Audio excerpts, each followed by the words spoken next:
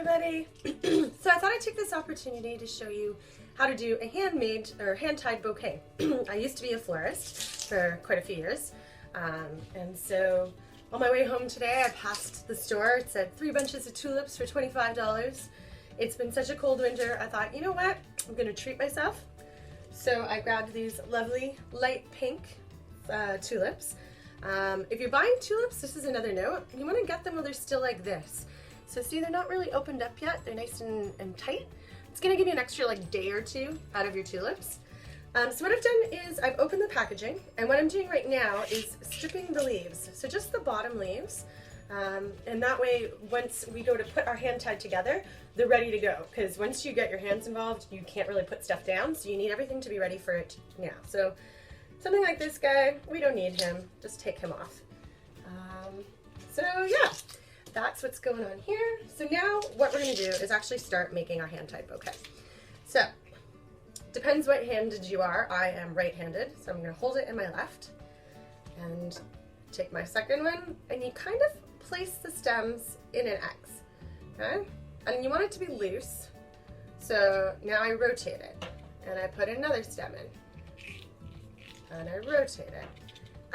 And you also kind of want to, you're kind of looking at the heads. You want to keep the heads about the same height. So that one looks like it's a little higher up, right? See what I'm talking about? So you just kind of loosen your hand, loosen your grip, and it should, theoretically, should slide down. So with tulips, you can't really go wrong. Like a big bunch of tulips looks great. You don't have to fight with arranging them too much. You know, the key to a good hand tied, I would say, is keeping your grip down here loose, which is tough because you kind of want to pinch onto the flowers, but don't. And so yeah, you put one in, you rotate it. You put one in, you rotate it. And actually, see right here, I don't know if you can see that, but there's sort of a gap in here.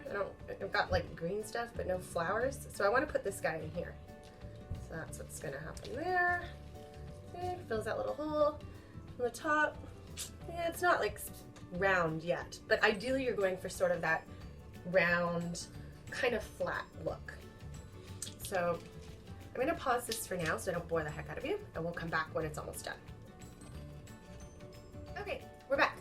So as you can see, it's not perfect, but you know what, it's for me, it's at the house. If it was someone's wedding, obviously we'd fight over each placement, but you don't want to get too caught up on like trying to make it perfect. Believe me, once you start opening, they're gonna look stunning anyways. So as you can see, all the stems are kind of spiraled, because what you're doing is you put one in, you turn, put one in, you turn. And that makes your hand-tied bouquet. So now we're not done, we gotta tie it off. So you can either have a piece of tape or, you know, a piece of twine like this, and now we tie it. So I'm just gonna wrap it around. And around. Now if you're a real professional, you don't have to set this down on the counter, but I think I'm going to.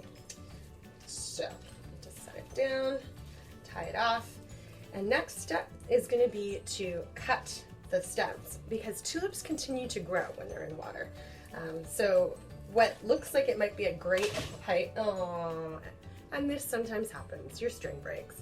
So just start over, we've got enough, but as you can see, it's, oh here, I'll show you. It's turned into a bit of a mess on the counter here, but we'll just fix it, no big deal. So gather them up. See, even with that, it's not too bad. And like I said, don't put too much pressure on yourself to make it look perfect, you know? Just do it. Just get in there and do it. Okay, so let's try again. And we won't tie it so snug this time. Great.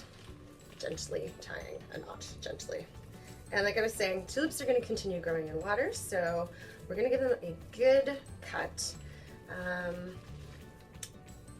Best way to do it is with a pair of, well, ideally when you're cutting roses or whatnot, you would have your floral knife and you would cut each one individually. These stems can crush. They're tulip stems. They're kind of, you know, soft. So what I'm going to do, I'm going to cut these probably about here. which looks like a lot. Like I'm taking probably 2 to 3 inches off of the bottom, but that's okay because once we pop them in the vase, like I was saying, they're going to continue growing and you're going to get another inch or 2. So if you don't do it now, you're going to end up having to pull them out of the vase later and cut them in like 2 weeks time or 2 or 3 days time because the heads are going to be flopping over because they're too tall. So this sounds brutal, but just go for it. Once again, chop. And you don't want to mash the stems. This is how they drink. This is how they get all their nourishment. So while I'm cutting a couple at a time, I'm not like mashing the ends. So here is my vase. And now you think, that looks like, this is actually great. The heads of the tulips will be just above top of the vase. Let me turn this so you can see. So they're gonna sit in there. I could push them down a little more, but I don't want to damage the stems.